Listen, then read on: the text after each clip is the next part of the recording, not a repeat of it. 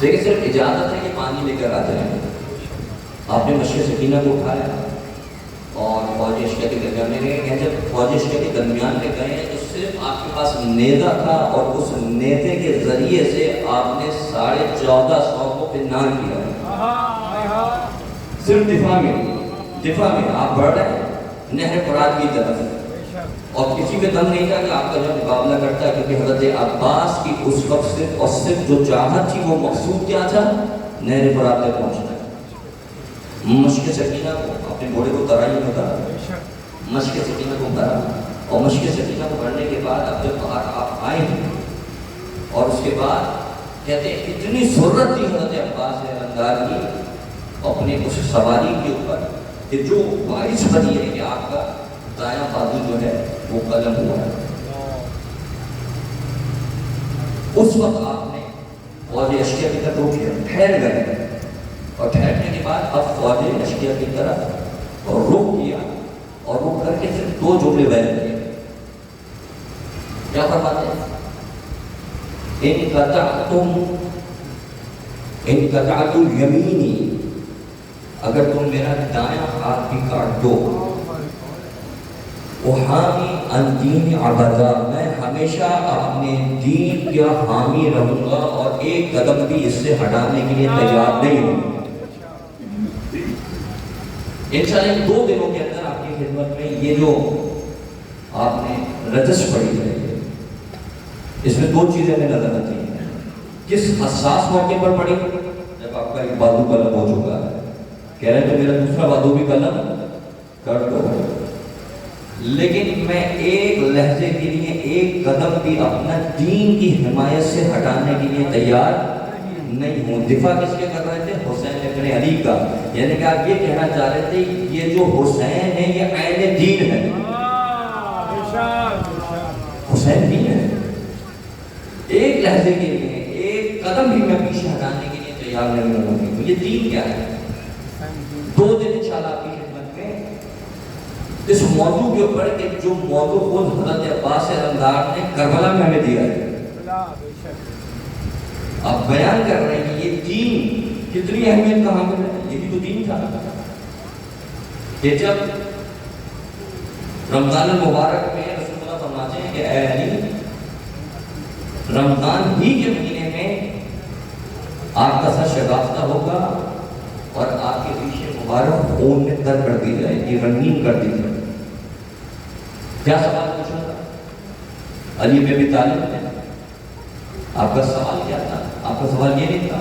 واقعات کوئی اور ہوتا, کوئی عادی انسان ہوتا, وہ فوراً کیا کہتا, کیا تاریخ ہوگی, کون کرے گا, کب کرے گا, کیسے کرے گا, یہ سب سوال ذہن میں آتے ہیں. لیکن آپ کا سوال کیا تھا؟ یعنی اس سے دین کی اہمیت کو میں نے اور آپ نے سمجھ لیا. فرماتے ہیں کہ یا رسول اللہ, کیا میں اس وقت دین پر ہوں گا؟ یعنی امیر مومنین جیسی ذات پوچھ رہی تھی. یعنی یہ نہیں پوچھے کون کرے گا, کیسے کرے گا, کب کرے گا, کس جگہ پہ کرے گا, کوئی سوال نہیں. بس ایک سوال ہے, میں دین پر ہوں گا. دین کتنا امپورٹنٹ ہے, دین کی کتنی اہمیت ہے. تو آئیں پہلے اس دین کے بارے میں پہلے معلوم کرتے ہیں کہ قرآن کیا کہتا ہے اس دین کے بارے میں. محمد علیہ محمد صلوات.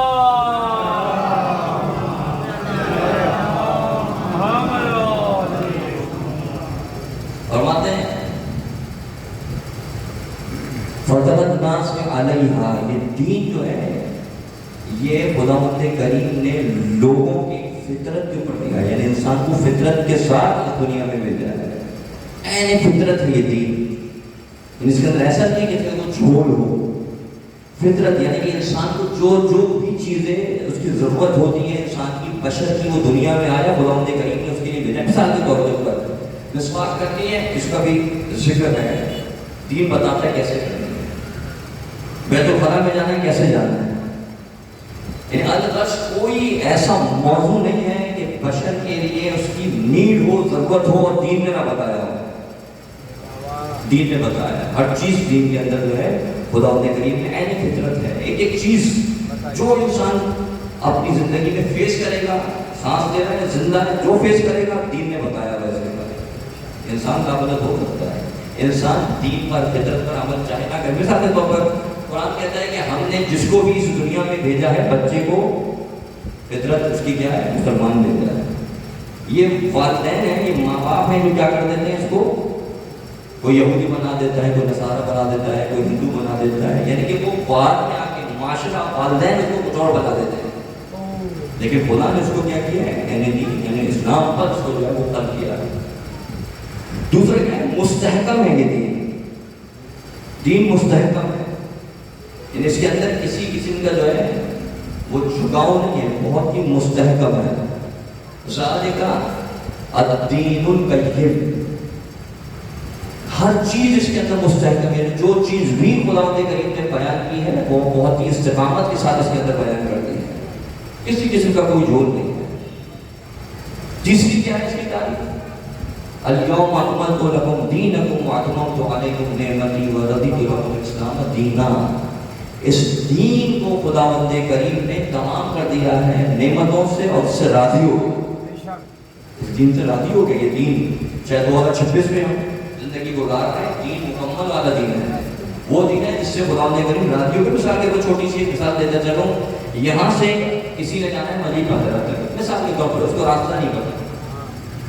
اب کسی فرد کو بھیج دیا جائے اور وہ اس کو نادے جی پہ جا کے کھڑا کر دے اور آگے کا نہ بتائے, تو کیا اس کے لیے یہ سے راضی ہو جائے گا؟ تو راستہ پتہ ہی نہیں ہے. یہ تو ابھی نادری پر آیا ہے, نادری پہ رک گیا, اس کو پتہ ہی نہیں مجھے آگے جانا ہے. جبکہ قرآن کہہ رہا ہے دین ایسا ہے کہ قیامت تک کے لیے خداوند کریم اس سے راضی ہو گیا ہے, نعمتیں تمام کر چکی ہے. نعمت کیا ہے سب جانتے ہیں. میرے جو بزرگ ہیں وہ میری تائید کریں گے اور مجھے حوصلہ افزائی کریں گے. میں تو جوانوں سے گفتگو کر رہا ہوں. وہ کیا ہے؟ الیوم اکملت لکم دینکم, یعنی کہ اس وقت بیان کیا گیا کہ جب امیر المؤمنین کو رسول خدا نے دست مبارک کو بلند کیا, فرمایا من کنتم مولاہ فهذا علی المولا.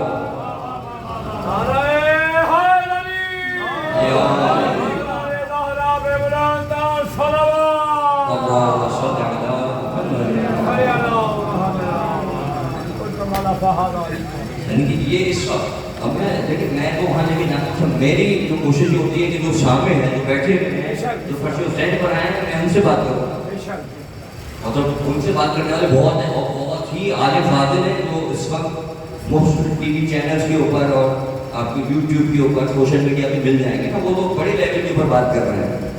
میں تو وہ افراد جو یہاں خداوند کریم نے ہمیں توفیق دی ہے یہاں پر جمع ہے, میں ان کے سامنے جو ہے کرنے کے لیے جا رہا ہوں. ان کے معلومات کے لحاظ سے بات کرنی ہے, ان کی ضرورت کے لحاظ سے بات کرنی ہے. تو کیا کرنا ہے یہاں پر یوم اکملت لکم دینکم, یعنی کہ خداوند کریم نے نعمتوں کو تمام کر دیا ہے اور راضی ہو گیا ہے. یعنی کہ راضی ہوا, اس کا مطلب یہ ہے کہ قیامت تک کے دین سے راضی ہوا ہے. ایسا نہیں ہے بیچ میں کوئی تعطیل ہو جائے گی, چھٹی ہو جائے گی, جیسے اسکولس کی چھٹی ہو جاتی ہے, کالجز کی چھٹی ہو جاتی ہے, 2 مہینے کی چھٹیاں ہو گئیں, 10 دن کی سردیوں میں چھٹیاں ہو گئیں. ایسا نہیں ہے, بلکہ یہ جو نعمت نازل کی ہے اس کے درمیان میں کسی قسم کا کوئی تعطل نہیں ہے, چھٹی نہیں ہے, یہ سلسلہ جاری ہے. کیوں؟ کس پہ آیا تھا سب جانتے ہیں. کیونکہ جب امیر المومنین کی حقیقت میں عرض کیا, امیر المومنین کو فرمایا ان کو تو مولا وعلا مولا, تو خدا کہہ رہے ہیں نعمتوں کو تمام کیا ہے. یعنی کہ یہ سلسلہ قیامت تک چلنا ہے.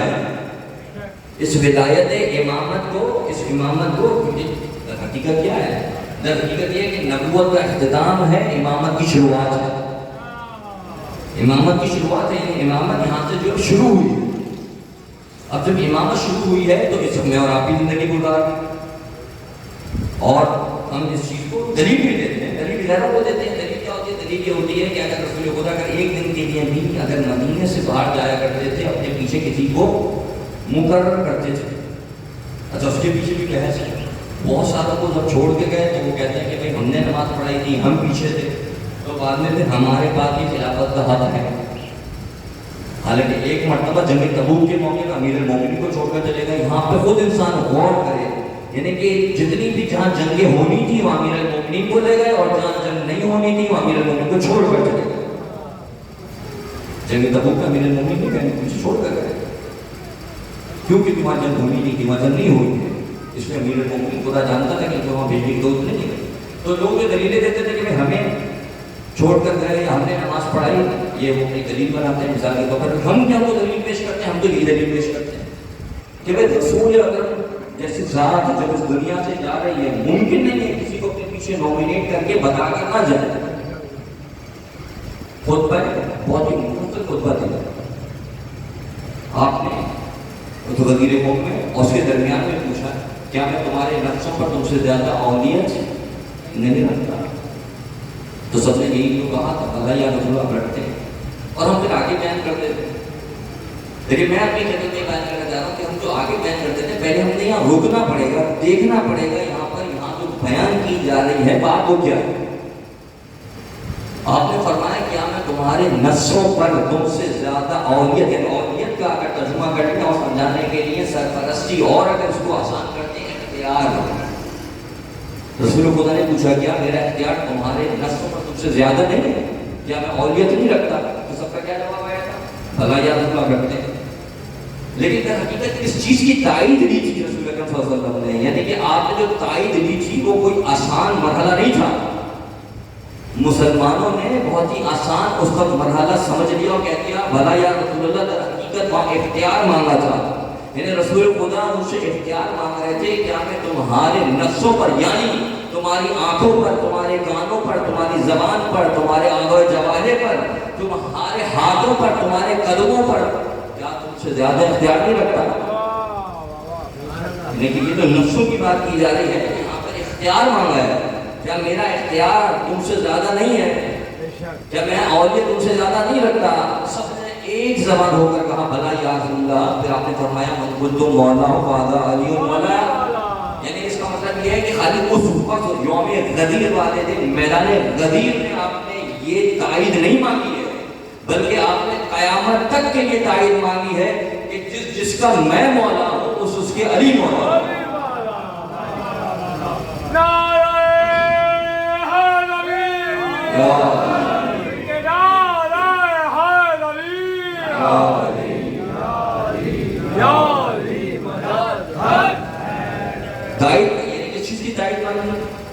جس کی آنکھوں پر میرا اختیار ہے عاشر امیر المومنین کا اختیار ہے، جس کے کانوں پر میرا اختیار ہے امیر المومنین کا اختیار ہے، جس کے قدموں پر میرا اختیار ہے امیر المومنین کا اختیار ہے. یعنی کہ کیا؟ یعنی کہ اب یہ آنکھیں وہ دیکھیں جو امیر المومنین چاہے، اب یہ قدم وہاں بڑھے جہاں امیر المومنین چاہیں، اب یہ آنکھیں وہ دیکھیں جو امیر المومنین چاہیں، یہ کان وہ سنیں جو امیر المومنین چاہیں. یعنی اگر اس زمانے میں اگر کوئی دم پڑتا ہے اپنی جگہ پر، لیکن اگر کوئی واقعاً یہ سارے اختیار امیر المومنین کو دے چکا ہے، اس کا مطلب یہ ہے کہ اس نے امیر المومنین کو اپنا مولا مانا، مولا مانا ہے اس نے. در حقیقت یہ ہے مولائیت، یہ ہے وہ ولایت جو سمجھ رہی ہے. اور اس کو سمجھانے کے لیے قرآن کریم نے ہمارے گھروں کے اندر اس ولایت کو رکھا ہے کہ اگر ولایت امیر المومنین کو سمجھنا ہے تو پہلے اپنے 80 گز کے، 100 گز کے، 120 گز کے، 400 گز کے گھر کے اندر اس ولایت کو دیکھو جو مولا خدا کریم نے جس کو قرار دیا ہے. وہ کون سی ولایت ہے؟ وہ کبھی والد کی ولایت ہے تو کبھی شوہر کی ولایت ہے. یہ ولایت ہے، اس کو پہلے سمجھنا پڑے گا. آج اگر کوئی یہ ادعا کرے کہ جب امام آئیں گے میں امام کا ساتھ دوں گا، لیکن کوئی جوانوں سے مخاطب ہو لیکن اپنے باپ کی، اپنے والد کی بات سننے کو تیار نہ ہو،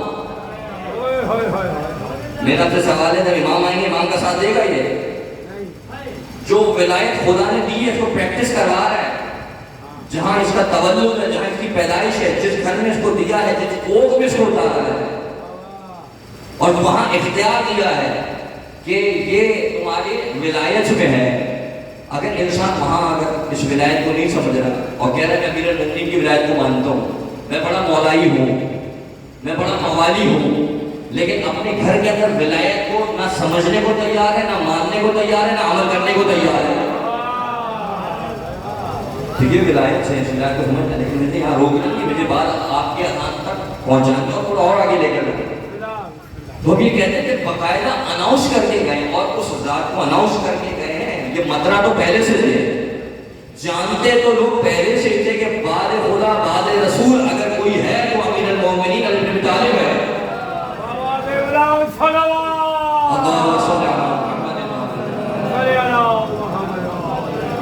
تو یہ بڑی انڈرسٹوڈ بات تھی، یعنی کہ یہ دیکھا تھا کہ دعوت ذوالشیرہ میں کون تھا، نبی کے بستر پر کون تھا، بدر میں کون تھا، احد میں کون تھا، خیبر میں کون تھا، حنین میں کون تھا، جب گئے مباہلہ کے لیے تو وہاں پر کون تھا، جب آئے تطہیر کے سائے میں گئے چادر میں اس پر کون تھا.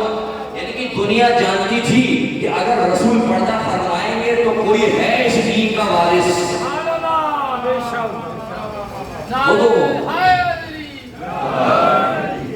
وہ تو ایک آفیشلی وہاں پر بن جا کر خدا نے فرمایا یا ایھا الرسول، رسول کہتے کہ یہ کام کرنا ہے، اگر یہ کام نہیں کیا تو آپ نے رسالتی ادا نہیں کیا. تو ہمارا یہ بلیف ہے، ہمارا یہ یقین ہے، یہ قرائن بتا رہے ہیں. پوچھا تھا کہ جب وہاں پر آپ نے خطبہ دیا اس کے پیچھے میں آپ نے بتایا کہ انہم میتون وانکم میتون، یعنی کہ جتنے بھی اس دنیا میں لوگ ہیں جو یہاں پر آئے ہیں انہوں نے دنیا کو چلے جانا ہے، میں نے بھی چلے جانا ہے، سب نے چلے جانا ہے. قرائن بتا رہے ہیں کہ آپ نے وہاں پر جب کہا انتم مولا فاذا علی مولا تو اس سے مراد امام کی ابتدا.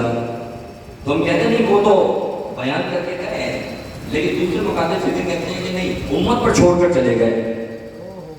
ہم کہتے ہیں امت پر چھوڑ کر نہیں جا سکتے بلکہ بیان کر کے گئے. یہ اہم ترین ذمہ داری ہے. خدا کہہ رہا ہے یا ایھا الرسول بلغ ما انزل الیک من ربک، پہنچا دو. اگر یہ نہیں پہنچایا تو ہم نے رسالت ہی ادا نہیں کیا. بس ہمارا بلیف یہ ہے کہ ہمارے آخری نبی محمد مصطفیٰ صلی اللہ علیہ وآلہ وسلم ایسے نہیں گئے بلکہ اپنی ذمہ داری جو اللہ نے دی تھی اس کو بیان کر کے گئے غدیر خم کے میدان میں. یہ ہمارا یہ بلیو ہے. اور ہم کہتے ہیں ایسے جا ہی نہیں سکتے کیونکہ دوسرے اتنے زیادہ شاطر ہو گئے، اتنے تیز ہو گئے، اتنے سمجھدار ہو گئے، اتنے ذمہ دار ہو گئے کہ پہلے تو چلو الیکشن کروا لیا، جو بھی کروا لیا، بعد میں خود نامینیٹ کر کے جا رہے ہیں اور رسول ایسے ہی چلے جائیں گے. یعنی جو یہ کہنے والے ہیں، یہ عقیدہ رکھنے والے ہیں، اس کو بیان کرنے والے تھوڑا سوچیں. وہ اس سے ہم کو سوچنا چاہیے لیکن مجھے آپ کو اور آگے لے کر جانا چاہیے. بس ہم ان کو دلیل کیا دیتے ہیں کہ رسول خدا جب بھی جاتے تھے کسی کو اپنے پیچھے چھوڑ کر جاتے تھے اور ممکن نہیں ہے ایسے ہی چلے جائیں. تو ابھی تو جب ہمارے یہ عقیدہ، ہمارا یہ طریقہ، ہماری یہ سوچ اگر آخری نبی کے لیے ہے، آخری پیغمبر کے لیے ہے، تو پھر یہی ہماری سوچ اپنے آخری امام کے لیے کیوں لگے کہ جب رسول خدا امت پر چھوڑ کر نہیں جا سکتے تو کیسے ممکن ہے کہ میرا اور آپ کا آخری امام جب غیبت صغریٰ میں جائے تو ایسے ہی چھوڑ کر چلا جائے اور جب غیبت کبریٰ میں جائے تو ایسے ہی چھوڑ کر چلا جائے. ہزاروں سال گزر گئے یعنی کہ نظام خود ہی چلتا رہے. اور میں آپ کی خدمت میں دلیل دے چکا ہوں جب 80 گز کا گھر 120 گز کا گھر جب بغیر ولایت کے نہیں چل سکتا تو یہ کائنات کے بغیر ولایت کے چل سکتے ہیں.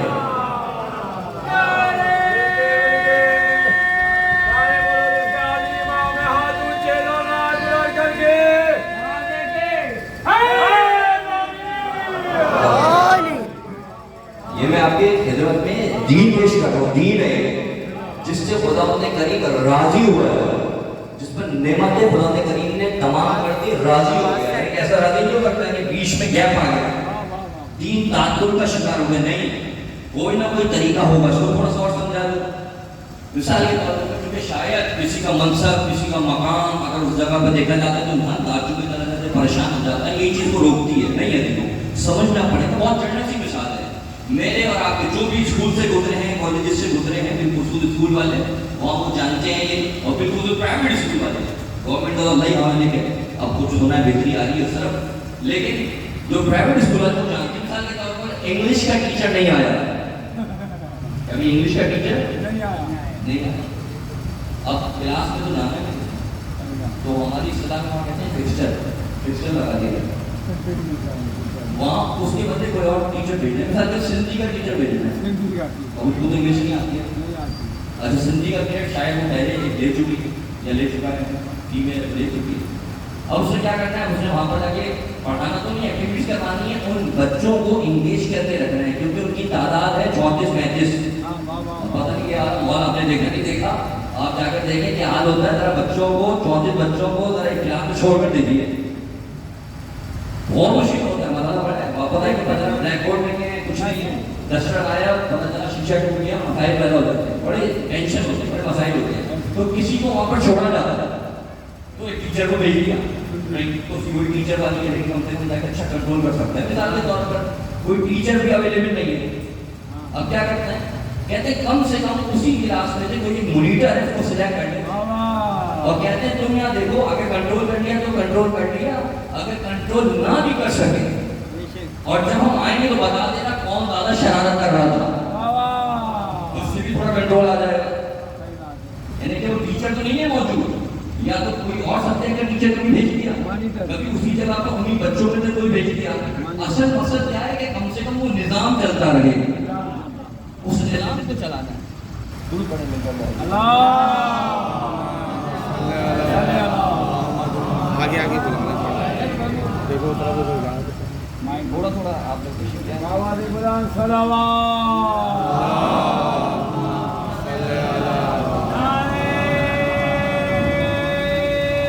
تھوڑا تھوڑا آگے تشریف لے آئیں تاکہ بعد میں آنے والوں کے لیے جگہ مل جائے بولو آگے ہاتھ اونچے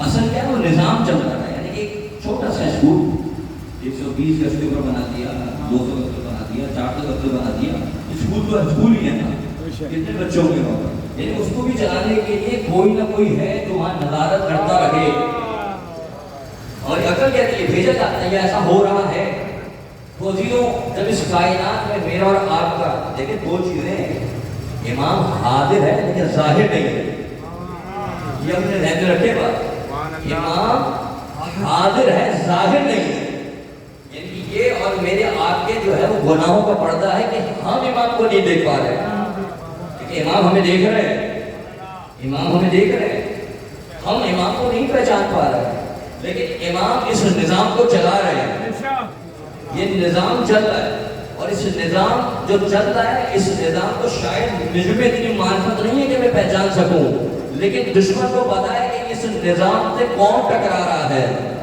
اس نظام کا کون دفاع کر رہا ہے تو اسی لیے دشمن کی طرف سے آواز آئی کہ ان سے عزاداری لے لو اور مرضیت لے لو پھر دیکھتے ہیں کہ ہمارا کیسے مقابلہ کرتے ہیں دشمن کو پتا ہے ان کے تو دو حساس ترین چیزیں ہیں ایک ہے عزاداری بیک بون ہے یہ جو آپ دیکھ رہے ہیں جو کچھ بھی اس کا ہوا ہے 2-3 سالوں کے اندر اور آج جو سو کالڈ سپر پاور کہنے والے لوگ گھبراتے ہیں انرجی اٹامک انرجی ہوتے ہوئے ساری چیزیں ہوتے ہوئے اس کے باوجود تو گھبرا رہے ہیں لیکن اس عزاداری کے مخون منت آج ایران جیسی ملک کنٹری جو ہے وہ کھڑی ہوئی ہے سپر پاور کے سامنے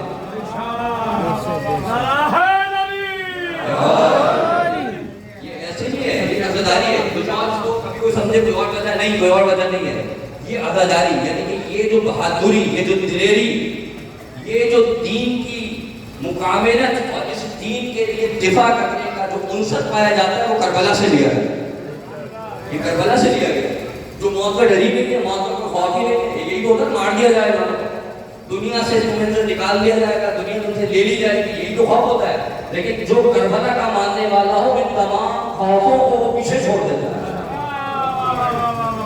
تو دشمن جانتا ہے دین ہے جو خدا کریم نے قیامت تک کے لیے جس کو رکھا ہے جس سے راضی ہوا ہے میں آپ کی خدمت میں تعریف کر رہا تھا اس دین کہ یہ دین کون سا ہے جس کی تیسری کوالٹی کیا ہے الیوم اکملت لکم دینکم یعنی کہ امامت امیر المومنین کی ابتدا ہے اور یہ سلسلہ جاری ہے امام غیبت میں ہے کیسا ہے کہ حاضر ہے ہماری نظروں میں گناہوں کی وجہ سے ظاہر ہمارے سامنے نہیں ہو رہا لیکن اس نظام کو چلا رہا ہے کیسے چلا رہا ہے وہ بھی آپ کی خدمت میں کر دوں یہی پوچھا تھا کسی نے پھر خدا نے باقاعدہ بتایا کہ یہ پہلے امام نام تک بتایا ہمارے پہلے قسم کے ناموں موجود ہے پہلے امام یہ دوسرے یہ سارے کرتے کرتے کہا جو 12واں امام ہے وہ پردے غیبت میں ہوگا پھر خدا نے فرمایا اصحاب کے درمیان میں جو 12واں امام ہے جو آئے گا جو میرا 12واں پردہ ہوگا وہ پردہ غیبت میں ہوگا تو وہیں پر سلام الاصحاب پر انہوں نے ہمارے لیے سوال پوچھ لیا کہ جب وہ غیبت میں ہوگا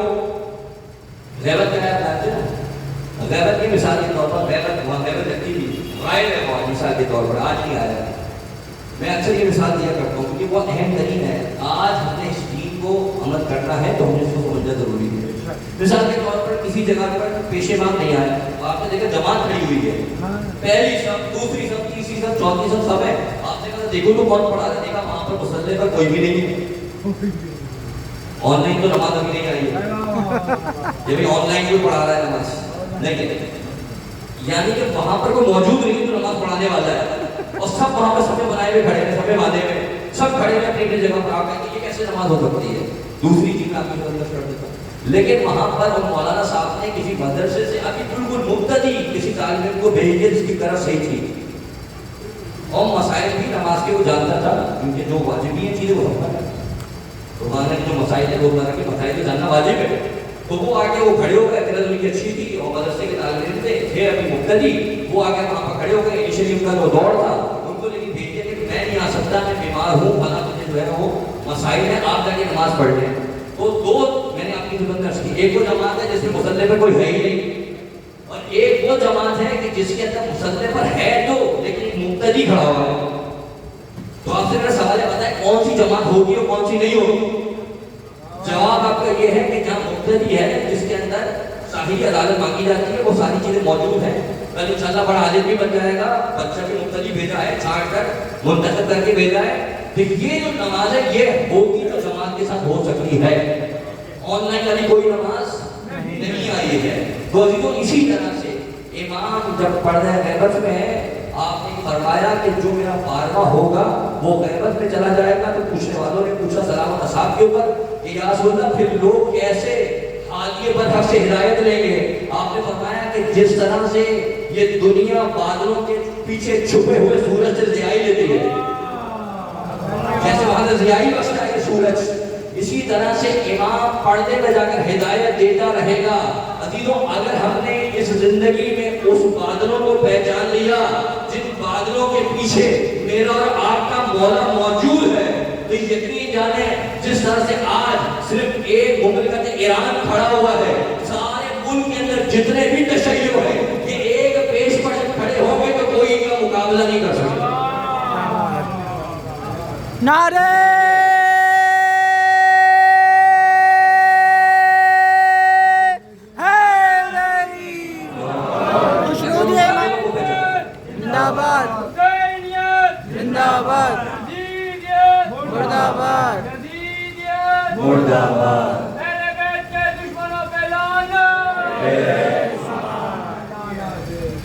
سمجھنا پڑے گا یہ دین ہے. اگر اس چیز کو نکالنے کا ہے تعطیل ہے، ابھی کسی کا کچھ نہیں ہے، جو جس کو جو دل چاہے وہ کرتا تھا، نہیں ایسا نہیں ہے. خداوند کریم نے ایک سلسلہ بنایا ہے، اس میں چیک اینڈ بیلنس ہے. یعنی آج بھی اس دور کے اندر اگر کوئی کسی کو مسئلہ اگر درپیش ہے کسی بھی بشریت کو تو وہ جائز پر رائے حل آج بھی دیا جا رہا ہے. بہت سارے ایسے مسائل ہیں جو اس دور میں نہیں تھے، رسول خدا کے دور میں نہیں تھے، امام علیہ معصومی کے دور میں نہیں تھے، لیکن ان کا آج بھی حل موجود ہے. کیوں؟ کیونکہ خداوند کریم نے جس طرح سے رسول خدا کو حجت قرار دیا، رسول خدا نے تمام ائمہ کو حجت قرار دیا، اسی طرح تمام ائمہ نے ان تمام مرجع کرام کو جو خاص شرائط رکھتے ہو ان کو حجت قرار دیا. یہ نظام ہے، اس نظام کو ہمیں سمجھنا ہوگا. اس سے اگر سمجھ گئے اس کا مطلب یہ ہے کہ ہمیں یہ دین کی تاریخ سمجھ میں آ جائے گی جو قیامت تک کے لیے ہے. اليوم اکملت لکم دینکم، دونوں پڑھیں گے کر واضح بولے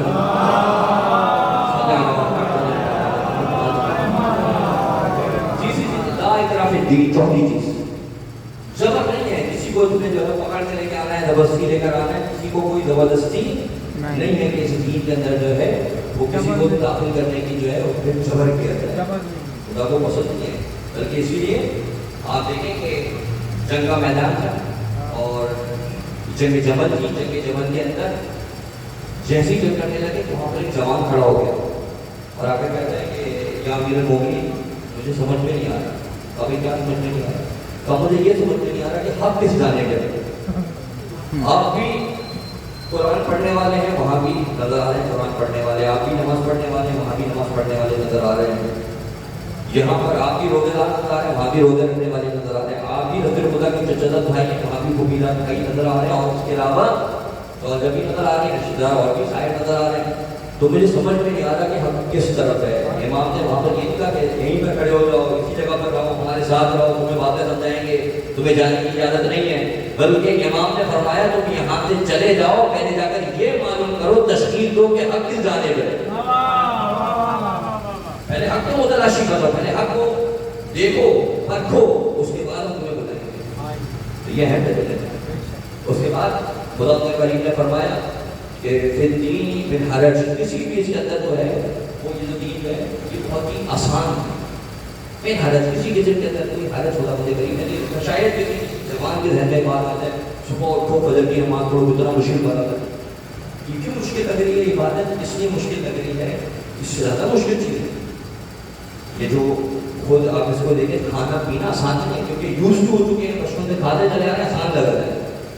اگر واقعی عشق ہو جائے، مثال کے طور پر میں سے مثال دیتا ہوں جو دین کا معاملہ ہوتا ہے کہ 5 روزہ میچ دیکھنے کے لیے لوگ ٹک ٹکی بن کر دیکھتے رہتے ہیں، لیکن بال کو دیکھتے ہیں، پورا فٹ بال کا میچ دیکھتے ہیں. ساری بہت ساری ایسی چیزیں ہیں ٹی وی پہ، پورے ڈرامے دیکھتے ہیں، سیریل دیکھتے ہیں، فلم دیکھتے ہیں، کیا چیزیں ساری چیزیں دیکھتے رہتے ہیں. ان کے اندر کوئی گھبراہٹ نہیں ہوتی، کوئی پریشانی ہوتی، کوئی مشکل نظر نہیں آتی. لیکن اگر مولانا صاحب اگر تھوڑی سی اگر دیر کرتے ہیں نماز کے اندر تو فوراً کہتے ہیں آج نماز بہت لمبی ہو گئی، تھک گئے. تو یہ کیا ہوتا ہے انسان کے اندر کی فیلنگ ہے. لیکن اگر اس کی دوست ہو جائے اور اس کی معرفت ہو جائے، اہمیت کا اندازہ ہو جائے تو انسان کبھی بھی پیچھے ہٹنے کے لیے تیار نہیں ہوتا، بلکہ اس کے اندر کو اور لذت آنے لگتی ہے. اسی لیے جتنی بھی تاکیبات ہیں، جتنی بھی مستحب جماعتیں ہیں، ان کو کہا کہ بعد میں پڑھو. یہ کون پڑھے گا؟ وہی پڑھے گا جس کو اس واجب پہ لذت آئی، اور وہ مستحب جماعت بھی پڑھے گا. خدا نے کہا ہے یہ اختیار ہے تمہارے پاس، یہ پڑھو گے تمہارے اور نمبر ملیں گے، اور اس کے جو ہے وہ نمبر ملیں گے. دور پڑھے مل کر بات ہے بولے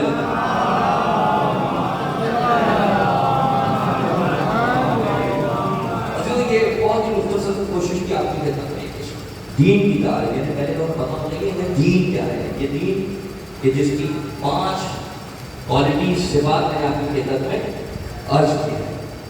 اب جو دوسرا مرحلہ آتا ہے، کیونکہ یہ امام نے فرمایا ہے کہ ایک قدم بھی میں اس دین کی حمایت سے پیچھے ہٹنے کے لیے تیار نہیں ہوں. اس دین کی بہت اہمیت ہے. یعنی سب کچھ لٹا دیا کربلا کے اندر، تو اس میں شاید میری الفاظ نہیں بھی ملتے، لیکن حضرت عباس علمدار نے ان الفاظ کے ساتھ رجس پڑھی. آپ نے فرمایا کہ میں ایک قدم کے لیے ایک قدم بھی پیچھے ہٹانے کے لیے تیار نہیں ہوں. اتنی اہمیت ہے اس دین.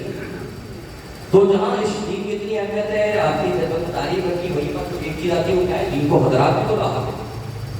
اس دین کو خطرہ ہے. آپ نے دین ہے، رقم دین کو بندیا دین، یعنی ہر ایک کا دین ہے اور ہر ایک کے اپنے دین کے بارے میں معرفت ہے، سب کی مختلف ہے. اگر یہ معرفت نہ ہوتی تو کیا سلمان اور بیسم کے درمیان میں فرق نہیں ہوتا؟ یہ فرق ہونا بتا رہا ہے، یہ دونوں کی منزلت ہونا بتا رہی ہے کہ فرق ہے آپس میں معرفت کا. معرفت اہم چیز ہے جس کو ہم نے جو حاصل کرنا ہے.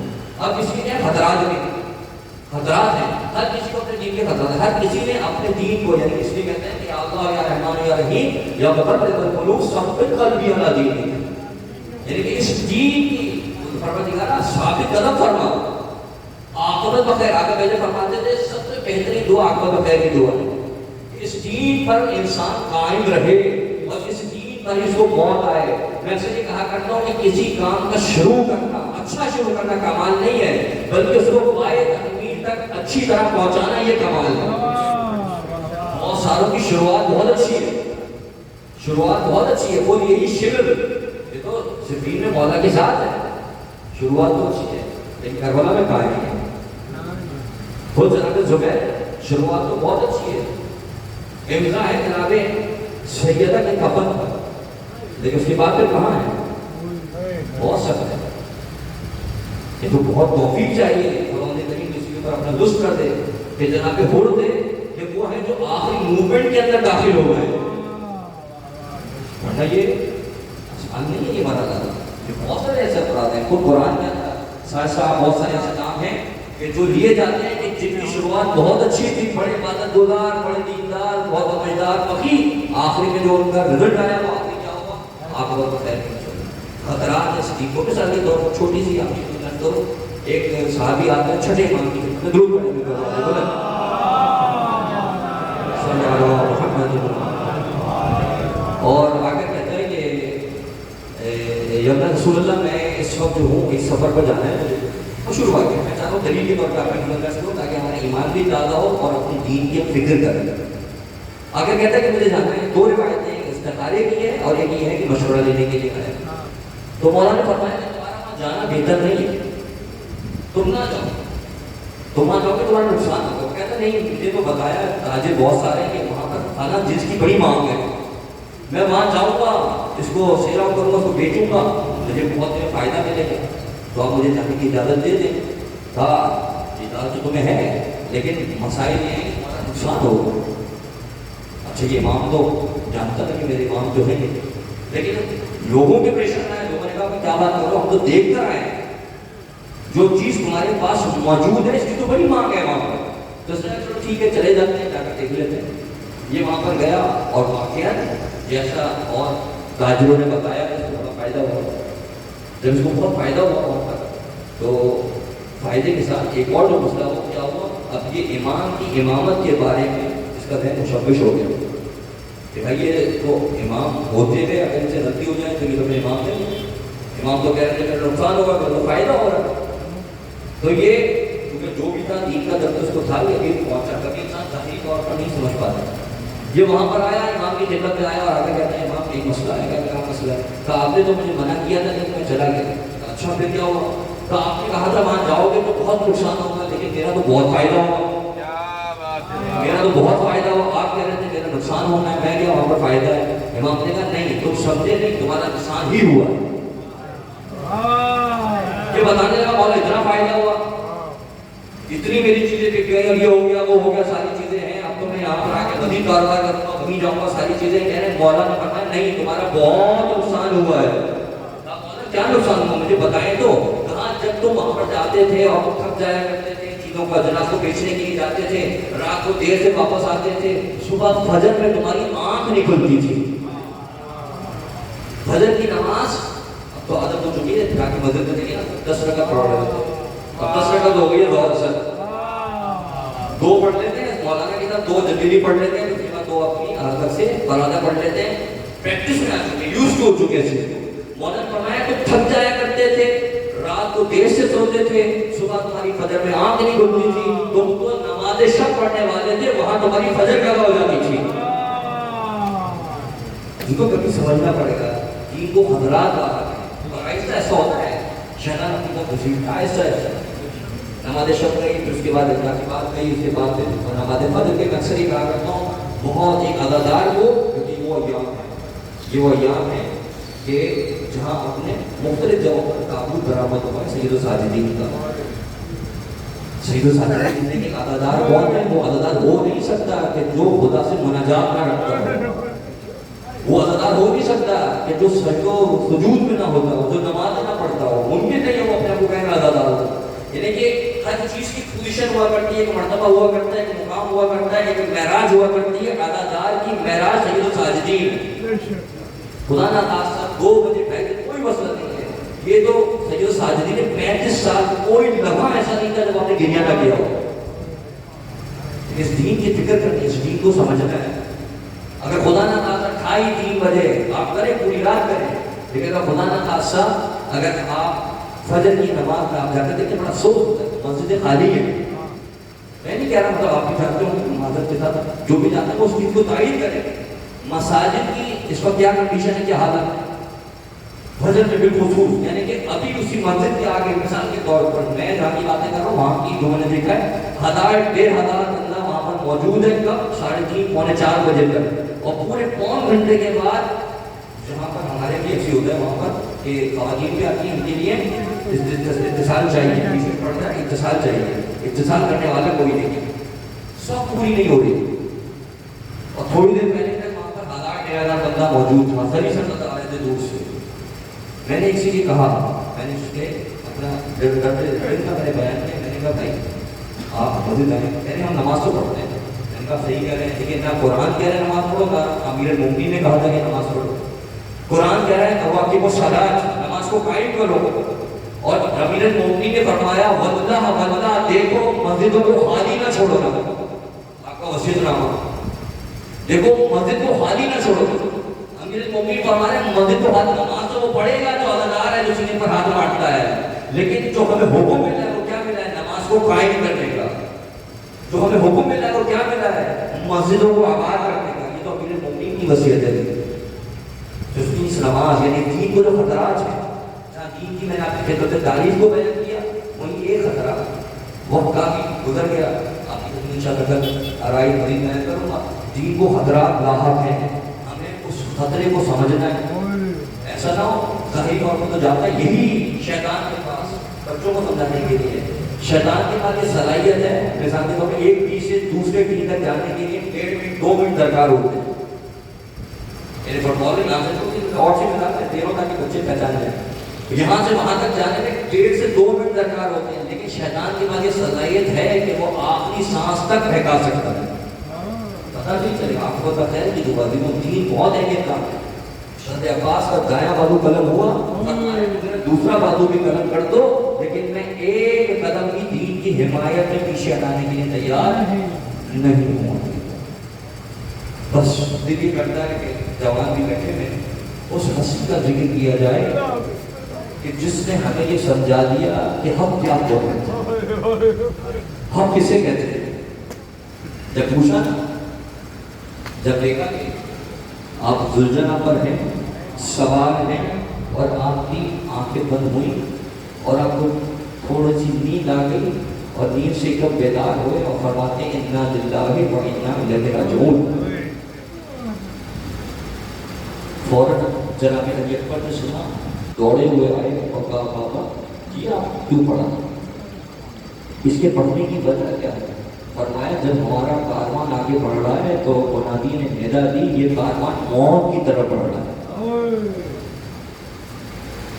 فوراً حضرت علی اکبر نے سوال پوچھ لیا بابا دیکھیں مسجد ہے یقین کی ہمارے لیے سوال ہے کیا محبت ہے یہاں تائید کی حسین ابن علی نے بے شک ہم حق پر ہیں.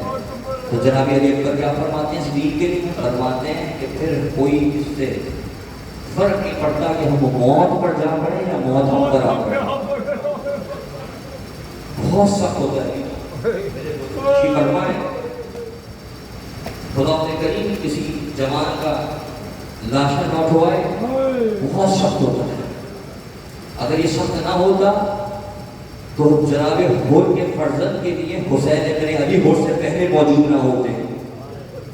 بہت سخت تھا اسی لیے ہور نے وہاں کا تعجب کیا مولا آپ مجھ سے پہلے میں آپ کا غلام. مولا فرماتے ہیں اے ہور میں جانتا ہوں کہ جوان بیٹے کی جدائی کیا ہوا کرتی ہے.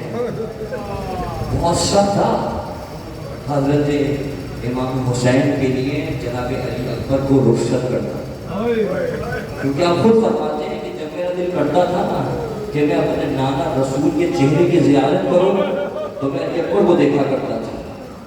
جب میرا دل کرتا تھا کہ میں رسول خدا کے اس جذبے کو یاد کروں جناب علی اکبر کو دیکھا کرتا تھا. جب میرا دل کرتا تھا کہ میں اس گفتار کو یاد کروں جو رسول خدا کی تھی تو میں علی اکبر سے گفتگو کیا کرتا تھا. جو گفتار میں رفتار میں ہو بہو رسول خدا جیسا تھا میرے نانا جیسا تھا. بہت مشکل تھا حسین ابن علی کے لیے علی اکبر کو ودا کرنا. اس لیے کہتے ہیں جب دستار باندھی اور جناب علی اکبر کو جب روانہ کیا نا تو ان الفاظ کے ساتھ کیا محلن محلن ذرا آہستہ آہستہ آیا علی اکبر. بس جناب علی اکبر بھی آہستہ آہستہ بڑھنے شروع ہوئے کہ اچانک محسوس ہوا ایک آہٹ سی کہ جیسے کوئی پیچھے کھچا چلا آ رہا. مڑ کے دیکھا جناب علی اکبر نے کیا دیکھا بوڑھا باپ اپنی گھٹنیوں کے بل پیچھے کھچا آ رہا.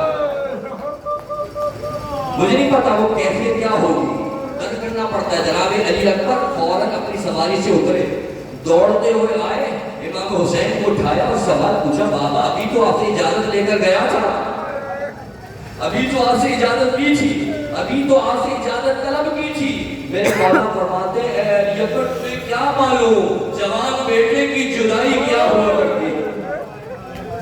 پھر ایک جملہ کہا ہے علی اکبر یہ تم نہیں جا رہے میری جان کھینچی جا رہی ہے. بس عزیز و جناب علی اکبر کو ودا کیا. جناب علی اکبر میدان کربلا میں آئے اور آنے کے بعد میدان حوار کو خوب جنگ کی. کہتے ہیں کسی میں دم نہیں تھا کہ دو بدو ہو کر علی اکبر کا مقابلہ کرتا.